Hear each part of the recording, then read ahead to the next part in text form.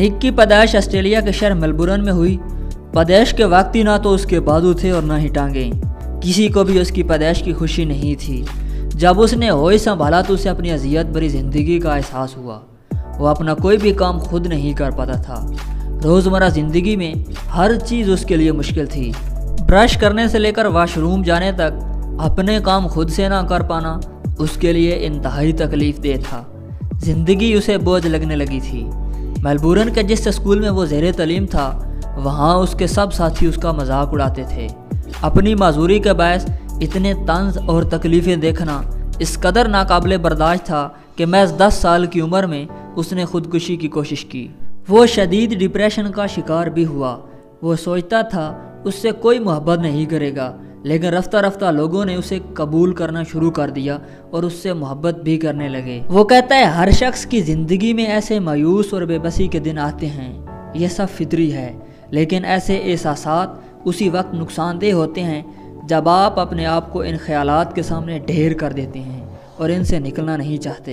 लिहाजा बेहतर से बेहतर दिखाने के लिए ख़ुद को इन ख्यालात से निकालना भी सीखें। फिर आने वाले सालों में दुनिया ने देखा कि जिसकी पैदाइश का मकसद समझने से उसके वालिदैन कासिर थे, उसने ना सिर्फ अपनी दुनिया बनाई बल्कि अपने जैसे करोड़ों मायूस लोगों के लिए ज़िंदगी की उम्मीद बना।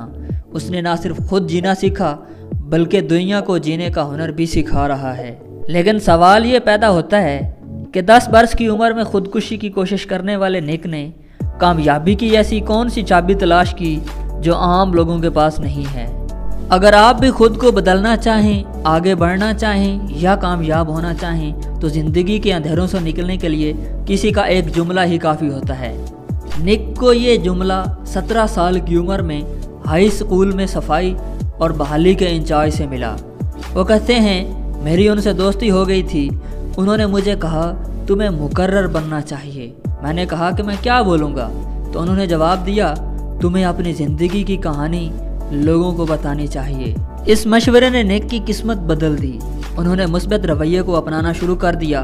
उन्होंने अपनी ज़ात पर इतनी मेहनत की कि वह लोगों को अपनी कामयाबी की कहानी सुना सकें। आज दुनिया भर के माजूर लोगों के लिए निक एक उम्मीद की किरण है। वो कहते हैं कि माजूर लोगों को व्हील चेयर देने या उनके लिए कोई इमारत बनाने से तब्दीली नहीं आएगी। उन्हें एतमाद देने की ज़रूरत है कि वो कुछ भी कर सकते हैं।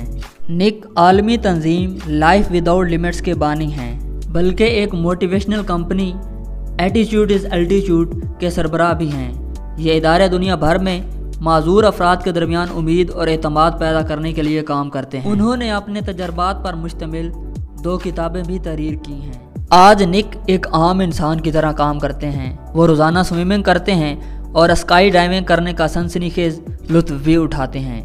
निक आजकल लॉस एंजलिस में अपनी बीवी केन और 2 साल के बेटे के साथ रहते हैं। वो अपनी ज़िंदगी को भरपूर तरीके से गुजार रहे हैं।